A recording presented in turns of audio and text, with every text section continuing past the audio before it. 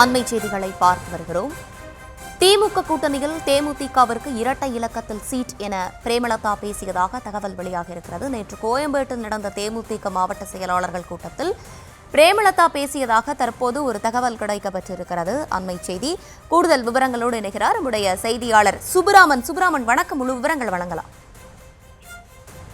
வணக்கம். 2026 சட்டமன்ற தேர்தலுக்கு திமுக கூட்டணியில் தேமுதிக இணைந்திருக்கிறது. இன்று வரை தேமுதிகவிற்கு கூட்டணி பேச்சுவார்த்தைக்கான அழைப்பு என்பது திமுக தரப்பிலிருந்து அதிகாரப்பூர்வமாக இதுவரை அழைப்பு என்பது கொடுக்கப்படவில்லை. இந்த நிலையில்தான் நேற்றைக்கு தேமுதிகவினுடைய மாவட்ட செயலாளர் கூட்டம் என்பது அக்கட்சியினுடைய தலைமை அலுவலகத்தில் நடைபெற்றது. இதில் தமிழ்நாட்டில் இருக்கக்கூடிய அனைத்து தேமுதிக மாவட்ட செயலாளர்களும் கலந்து கொண்டார்கள்.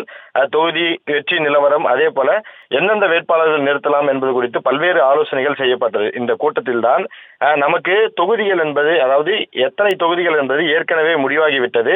அதை முடிவு செய்துதான் கூட்டணிக்கு நாம் சம்மதம் தெரிவித்து திமுக கூட்டணியில் இணைந்தோம் என்றும் பேசியிருக்கிறார். குறிப்பாக இரட்டை இலக்கத்தில் நமக்கு தொகுதிகள் ஒதுக்கப்படும் என்று சூசகமாக நேற்று நடைபெற்ற மாவட்ட கழக செயலாளர் கூட்டத்தில் பிரேமலதா விஜயகாந்த் தெரிவித்திருப்பதாக தகவலானது கிடைக்கப்பட்டிருக்கிறது. குறிப்பாக திமுக கூட்டணியில் இருக்கக்கூடிய கம்யூனிஸ்ட், மதிமுக, IOML உள்ளிட்ட கட்சிகளுக்கு கடந்த தேர்தலில் போட்டியிட்ட தொகுதிகளை விட தொகுதிகள் குறைத்து வழங்கப்படுகிற நிலையில் தேமுதிகவிற்கு இரட்டை இலக்கத்தின் தொகுதிகள் என்பது உறுதி. அதை உறுதி செய்துதான் கூட்டணியை நாம் அமைத்திருக்கிறோம் என்ற வகையில் அவர் நேற்றைக்கு அந்த மாவட்ட செயலாளர் கூட்டத்தில் சூசகமாக மாவட்ட கழக செயலாளரிடம் தெரிவித்திருக்கிறார். அதே போல தேமுதிகவில் இந்த தேர்தலில் போட்டியிட வாய்ப்பு இல்லாதவர்களுக்கு வரக்கூடிய உள்ளாட்சி தேர்தலில் அவர்களுக்கான வாய்ப்பு இருக்கும் என்றும் சொல்லப்படுகிறது.